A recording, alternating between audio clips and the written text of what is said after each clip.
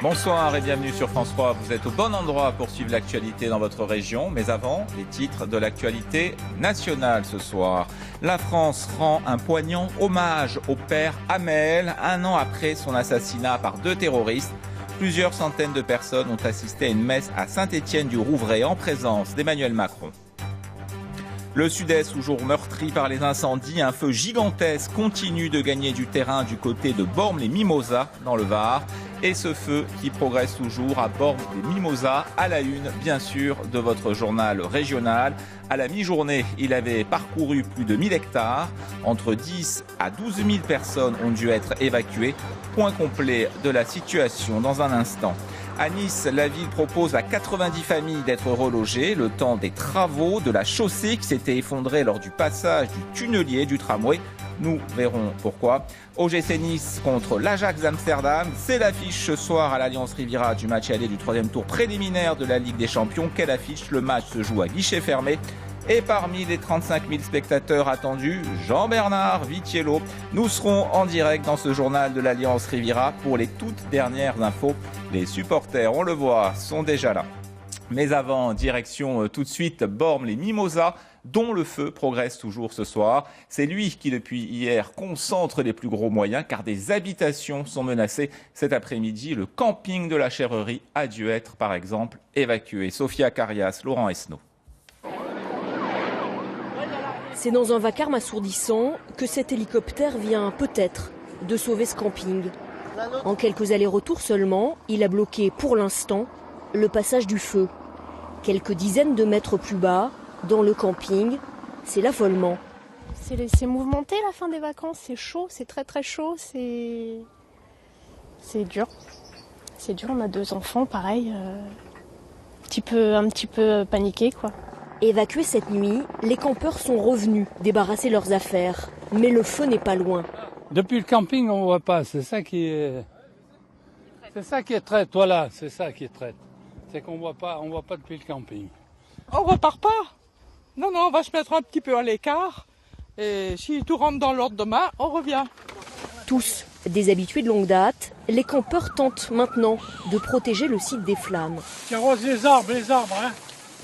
On se débrouille, on a des lances, on a du bon matériel, on arrose les arbres, on fait ce qu'on peut avec nos moyens.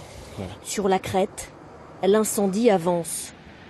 30 ans qu'on vient ici, mes parents habitent Bormes et ces arbres, ils sont presque mon âge. Donc oui, on est content de voir les hélicoptères arriver, bien sûr. Quelques minutes plus tard, il faut se rendre à l'évidence. Le feu continue sa terrible progression. Ce sont les gendarmes qui finalement vont donner l'ordre d'évacuation. Non sans mal. Le balai des Canadaires va continuer pour tenter de sauver ce qui est déjà condamné.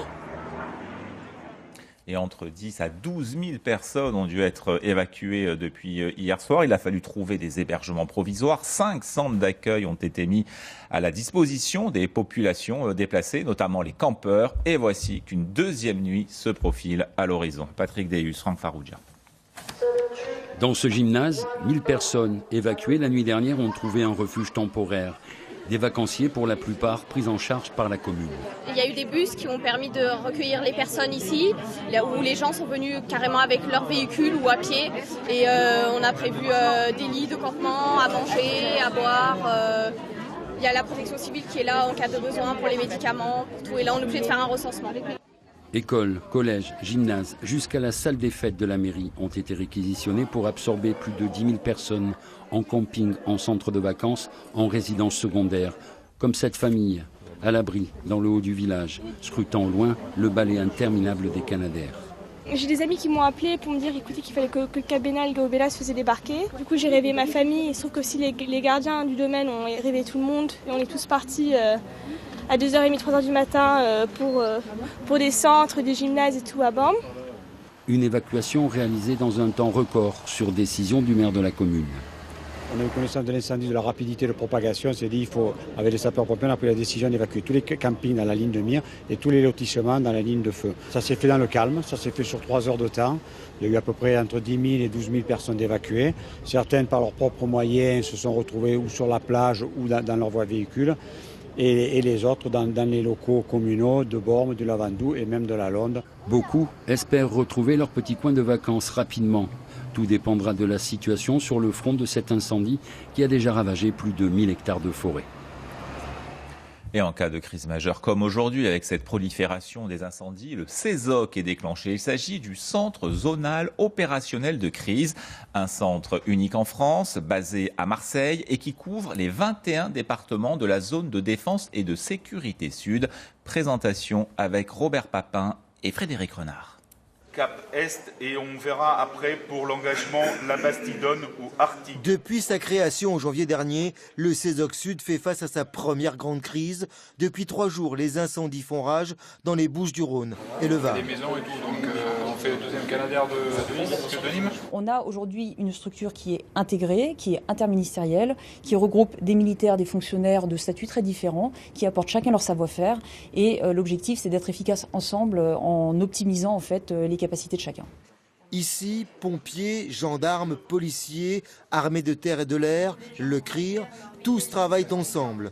Objectif, apporter la réponse la plus efficace à une situation de crise. Et même Météo France détache ici chaque été un ingénieur. Ce qu'on fait immédiatement, c'est fournir les conditions météorologiques en temps réel sur les lieux de l'incendie même. Donc on fournit les conditions de température, de vent, d'humidité et également donc les conditions à venir. Sur les écrans, en temps réel, la position de toutes les forces engagées, y compris les moyens aériens, à chaque type d'avion, sa couleur. On est là pour fournir une situation instantanée la plus claire possible pour que le chef du COS puisse prendre les décisions qui lui incombent. On fournit l'état de la flotte, si les avions sont disponibles ou non, s'ils sont déjà engagés, et bien entendu l'état des plateformes qui peuvent les accueillir. Réunion au sommet au moins 2 fois par jour, évaluation et prise de décision. En dernier ressort, sous l'autorité du préfet, c'est le chef d'état-major qui tranche. L'important, c'est qu'on puisse effectivement être autour de la décision et à la fin, quand il faut trancher, quand il y a plusieurs avis, on essaye de le faire en expliquant justement nos choix pour que les gens puissent aussi adhérer à notre proposition, à notre position. Le CESOC Sud, une entité unique en France. Dans l'avenir, les autres zones de défense et de sécurité pourraient elles aussi créer ce type de structure. Et pour être complet sur cette page incendie, sachez que le Premier ministre Édouard Philippe est attendu ce soir dans le Var vers 20h30. Et avant la fin de ce journal, nous irons à Bormes-les-Mimosas retrouver notre envoyé spécial pour un nouveau point complet de la situation. Politique maintenant, et toujours cette fracture entre Éric Ciotti et Christian Estrosi sur l'attitude à adopter face au nouveau pouvoir. Illustration avec le ralliement d'un conseiller départemental et municipal de Nice, Philippe Soucy, au mouvement En Marche. Les explications de Hélène France et Jacques Sauffer. Son adhésion au mouvement En Marche était prévisible. Ex-UDI, le conseiller départemental et adjoint au maire de Nice, Philippe Soucy, l'a annoncé, tout en déplorant la conséquence inéluctable de sa prise de position. Pour cet homme de la société civile, comme il se définit lui-même, le clivage droite-gauche est une impasse. Mon adhésion En Marche ne change rien, ça ne me remet rien en cause. En tant que conseiller départemental, j'ai été élu sur l'étiquette Nice Ensemble, c'est-à-dire ce qui compte, c'est les intérêts de Nice et du département. Dans notre pays, il y a 2 ou 3 défis majeurs. Le terrorisme et la sécurité, le chômage, l'Europe. Que si, dans les 5 ans qui viennent, on ne prend pas à bras-le-corps ces 3 difficultés, on va au-devant de problèmes considérables et je crois en la capacité d'Emmanuel Macron à régler ces problèmes. C'est bien là que le bas blesse. Chez les Républicains, nombreux sont ceux qui demandent à minima une clarification entre ceux qui rallient Emmanuel Macron et ceux qui s'opposent à la politique gouvernementale. Le président du département, Éric Ciotti, défend cette position. Il souligne que l'éviction du conseiller départemental n'est pas une sanction, mais un acte de cohérence indispensable. Tout le monde n'est pas pareil. Moi, je ne soutiens pas la politique de M. Macron. Je ne soutiens pas l'augmentation massive des impôts avec la CSG. Je ne soutiens pas la diminution des crédits de la défense. Je ne soutiens pas l'éviction du général de Villiers. Je ne soutiens pas la baisse des crédits pour les magistrats. Je ne soutiens pas la baisse des crédits pour les policiers, pour les gendarmes. Donc il y a des différences et c'est normal en démocratie. C'est la règle de l'élection. Donc on ne peut pas être élu sous une étiquette et en cours de mandat changer d'étiquette, parce que ça c'est tromper les électeurs. Au-delà des choix individuels que de part et d'autre on affirme respecter, ce sont les toutes premières manches d'un nouvel ordre de bataille qui se profile sur l'échiquier azuréen. Je vous annonçais que nous irons à Bormes-les-Mimosas avant la fin de ce journal. Nous y allons de suite. Jean-Louis Boudard, vous êtes sur place donc à Bormes-les-Mimosas. Quelle est la situation à 19h08? Est-ce que le feu progresse toujours? Oui, écoutez, malheureusement, à l'heure où je vous parle, eh bien, l'incendie de Bormes-les-Mimosas n'est toujours pas stabilisé.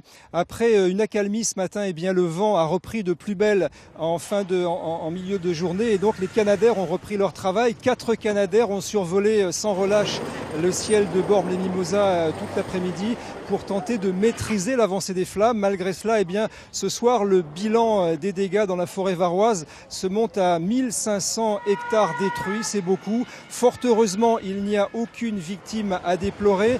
Les vacanciers ont pu être évacués. 2 campings supplémentaires ont été évacués cet après-midi. Et donc, ces vacanciers vont pouvoir retrouver cette nuit des structures d'accueil pour les accueillir. Parallèlement à cela, les Canadair, jusqu'au coucher du soleil, vont continuer leur rotation. Après cela, évidemment, ils devront s'arrêter. Les 560 pompiers qui sont sur place, eux, vont y rester au moins jusqu'à demain matin. Et en tout cas, ils vont essayer, eux, de continuer à lutter contre cet incendie qui, malheureusement, continue de progresser. Merci Jean-Louis Boudard pour l'ensemble de ces précisions. En bref, des nouvelles de Cédric Héroux, interpellé lundi en gare de Cannes et placé depuis en garde à vue. Il a été libéré, mais de nouvelles poursuites judiciaires vont être engagées contre lui, annonce le parquet de Grasse, et ce pour toujours le même motif, aide à l'entrée et à la circulation d'étrangers en situation irrégulière. À Nice, souvenez-vous, ce trou spectaculaire créé à la suite du passage du tunnelier qui construit une ligne de tramway. L'affaissement n'est pas totalement résorbé. 2 semaines de travaux non-stop sont prévues nuit et jour. Des travaux très bruyants à tel point que la municipalité a proposé de reloger les riverains qui le souhaitent. Pascal Massa, Jean-Paul Bierlein. Quand elle quitte samedi la région parisienne pour 2 semaines de plage et de farniente, Lucienne Lederf ne se doute pas que le chantier du tram niçois lui réserve une petite surprise. Des travaux au pied de son logement pour un raffut tout juste supportable. Tant bien que mal, on y arrive, hein, mais enfin bon, heureusement il y a le double vitrage. Alors bon, et puis la nuit c'est calme puisqu'ils s'en vont quand même vers les 8h du soir, quoi. Mais ça, c'était avant, car dès lundi prochain, le bruit ce sera quasi non-stop, matin, après-midi, soir et nuit, difficilement concevable pour certains résidents du 90 rue de France.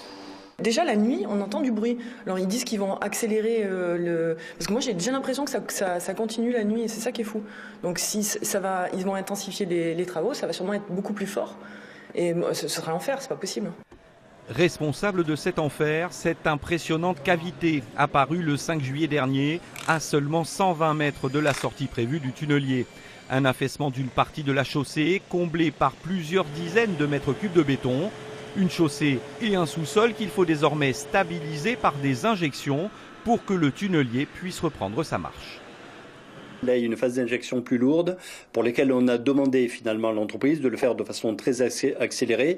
Il aurait fallu normalement 4 semaines pour le faire, en travaillant 7 jours sur 7, donc y compris les week-ends à partir de ce week-end et la nuit à partir de lundi prochain. On arrive à terminer ça vers le 15 août. Consciente de la gêne inédite causée par ces travaux imprévus, la métropole a lancé une vaste opération de relogement temporaire.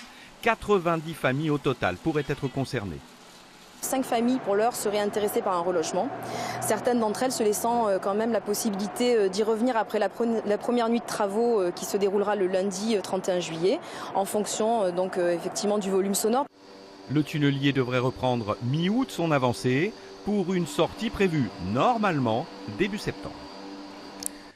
On passe au sport et Nice dans la cour des grands en raison de sa 3e place en championnat l'an dernier. L'OGC Nice a le droit ce soir de disputer un 3e tour préliminaire de la Ligue des Champions et c'est face à un grand d'Europe, l'Ajax d'Amsterdam. La rencontre débute à 20h45. Vous voyez que le quart des joueurs arrive à l'Alliance Riviera. Nous serons en direct dans quelques instants avec Jean-Bernard Vitiello. Mais avant de regarder son reportage, il a pu hier assister au tout dernier entraînement des 2 équipes. C'est un club mythique qui s'entraîne sur la pelouse de Nice depuis 48 heures. L'Ajax d'Amsterdam, le club où a évolué Johan Cruyff, le club qui a tout gagné en Europe, la Ligue des Champions, la Coupe des Coupes, et qui a aujourd'hui une équipe de jeunes avec des vedettes comme Kasper Dolberg. Mais c'est un club qui est sous le coup de l'émotion. Abdelhak Nouri, qui était la star montante des Pays-Bas, a eu un malaise cardiaque au cours d'une rencontre récemment. Il aurait des lésions cérébrales peut-être irréversibles. L'équipe est marquée psychologiquement. Et dans ce contexte, l'entraîneur reste très humble avant les matchs aller et retour contre Nice. Il estime que sa formation n'est pas favorite. Comme Nice a de très bons résultats ces dernières années et l'Ajax continue à avoir une très jeune équipe, non, je pense que c'est du 50-50 et que nous allons voir 2 très bons matchs. Les Niçois, eux, sont motivés au maximum. Et plus que jamais, qui ne saute pas n'est pas niçois. Balotelli, Dante, Cosiello ont un appétit décuplé dès qu'on leur a parlé d'Europe. Même si c'est pour un tour préliminaire, ils se sont entraînés dur depuis des semaines et surtout physiquement pour être au niveau des Hollandais. Le championnat des Pays-Bas, c'est très physique. C'est très physique. Et on le voit. Comme l'Ajax joue, c'est ça court beaucoup. Il y a un énorme pressing. Il y a des énormes courses de retour. Il y a beaucoup d'engagement. Il y a beaucoup de duels. C'est une philosophie de l'Ajax qui date depuis longtemps. Cela fait plus d'un demi-siècle que l'OGC Nice n'a pas joué pour une phase de la Ligue des Champions. Le rendez-vous de ce soir est donc historique. Mais ce sera aussi, quoi qu'il arrive, un test, une vraie mise au point avant la reprise de la Ligue 1. Et comme promis, on retrouve Jean-Bernard Vitiello en direct de l'Alliance Riviera où à moins de 2 heures du début de la rencontre, l'ambiance doit commencer à monter. On a vu le bus niçois accueilli comme il se doit par les supporters. C'est plutôt rare ce soir, Jean-Bernard, mais le stade affiche complet. Complètement. Bonsoir Olivier. 35 000 personnes qui viennent ici. Vous les voyez encore arriver derrière moi. Énormément de public, vous l'avez dit. Match à guichet fermé. Ils viennent de rendre hommage à tous les joueurs à l'instant, il y a quelques instants, donc avec des pétards, des fumigènes et beaucoup de chansons évidemment. Et puis les joueurs le leur rendent bien. Vous allez écouter ce que disait Dante Santos en conférence de presse d'avant-match. Finalement, lui pense que ces 35 000 Niçois peuvent faire basculer la rencontre en mettant la pression sur les Hollandais. On l'écoute. On leur aime essayer d'ailleurs de pouvoir remplir le stade pour nous pousser. Et on le sait tous, c'est tout un peuple, c'est toute une ville qui a envie de réussir à cette Ligue des Champions.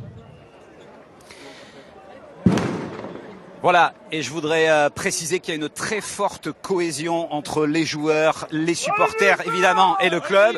Ils sont en forme ce soir et je voudrais dire aussi qu'il y aura un hommage aux victimes, c'est-à-dire que ce soir à la 86e minute, il y aura sur les écrans géants le cœur de l'OGC Nice avec le nom des 86 victimes de l'attentat. Et je voudrais terminer avec les t-shirts faits par la Brigade Sud, vous le voyez ici, 14 juillet 2016, Nice, toujours debout évidemment, le public qui est là, le public qui n'oublie rien du 14 juillet, mais le public ce soir qui est forcément pour l'OGC Nice, pour que l'OGC Nice arrive à battre l'Ajax d'Amsterdam. Merci Jean-Bernard. Donc ambiance très particulière ce soir à Nice. L'AS Monaco, champion de France en titre et de son côté directement qualifié pour la phase finale de la Ligue des Champions. L'actualité du club en ce moment est davantage portée sur les transferts et c'est le cas du jeune Kylian Mbappé, le jeune attaquant qui affole les compteurs. Bernard Perrano, Jean-Marc Sarrat. Ils vont avoir la lourde tâche de remplacer les Germain, Silva, Mendy ou encore Bakayoko partis cet été pour d'autres clubs. 5 nouvelles recrues, 2 milieux de terrain venus de Belgique avec Tielemans et Meite, un défenseur central, Terence Kongolo, arrivé du Feyenoord Rotterdam, Benalio, gardien de but international suisse, et Jordi Nboula, ailier de 18 ans, pépite de la Masia du FC Barcelone. Tous ont été présentés lors d'une conférence de presse, mais les premières questions ont concerné un autre joueur de l'AS Monaco. Vous avez dit qu'il faut réfléchir s'il reste ou s'il part. Et c'est la première fois que vous ouvrez la porte au départ de Kylian. Depuis 24 heures, la presse spécialisée parle d'un départ d'Mbappé pour le Real de Madrid. Un transfert qui avoisinerait les 200 millions d'euros. Vadim Vassiliev a vite mis les choses au point. Je vous assure qu'aujourd'hui, nous n'avons aucun accord, ni avec Real, ni avec d'autres clubs. Nous restons sur le même objectif. On discute une prolongation. Par contre, cette prolongation devait être dans le modèle économique de notre club. Départ ou pas, Monaco a souhaité recruter de nouveaux talents prometteurs. Qualifié pour la Champions League, le club monégasque est un bon tremplin pour des jeunes footballeurs. Tout le monde connaît un peu le club ici et tout le monde sait ce qu'ils aimeraient faire avec leurs joueurs. Ce serait de les attirer, de les faire, et bien les faire progresser. Et voilà, c'est ce que je vais essayer de faire, beaucoup travailler pour bien progresser pour la suite de ma carrière. 2 recrues sont encore prévues. Monaco jouera samedi le Trophée des Champions à Tanger contre le Paris Saint-Germain avant de débuter le championnat de France vendredi 4 août au Louis II contre Toulouse. Sport toujours, la nageuse de l'Olympique Nice Natation Charlotte Bonnet disputait en fin d'après-midi la finale du 200 mètres nage libre des championnats du monde à Budapest. Charlotte Bonnet avait décroché le 7e temps des demi-finales. Monter sur le podium aurait été pour elle un véritable exploit et la logique a été respectée. Charlotte Bonnet a terminé 8e de la finale, une finale remportée par l'Italienne Pellegrini. On poursuit avec quelques notes de jazz dans le cadre idyllique sous les oliviers du musée Renoir de Cagnes-sur-Mer. Un festival vraiment atypique. Un soir chez Renoir, c'est un reportage de Cécile Bonté-Baraccia et Richard de Silvestro. Le cadre est enchanteur. Des oliviers centenaires, ceux-là même que Renoir aimait à peindre. Le festival Un soir chez Renoir pose ses enceintes dans les jardins du domaine des Colettes, ancienne demeure du peintre, transformée depuis en musée. Et depuis 2008, c'est les pieds dans l'herbe que le public est invité à profiter du spectacle.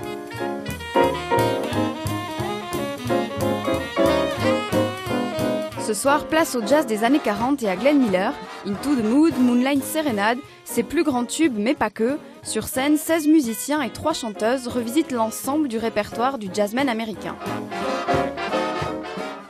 C'est un public qui aime ça, il aime, c'est pas trop tortueux, c'est quand même malgré tout du jazz, mais dansant, et les gens quand ils repartent de là, ils sont...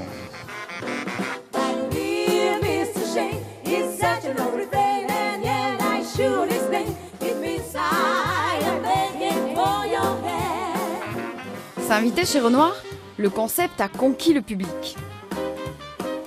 Hier soir c'était vraiment sympa, ce soir aussi, et je suis sûre que demain ça sera Vous encore venez aussi tous les sympa. soirs? Oui, tous les soirs. Voilà, habituée depuis le début de la création. J'avoue que dans ce cadre, c'est quand même quelque chose d'exceptionnel.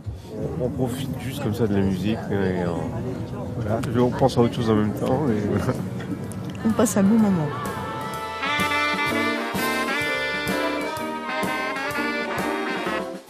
Ce soir, dernier soir chez Renoir, à 21h30 avec un concert classique de l'Orchestre Philharmonique de Nice.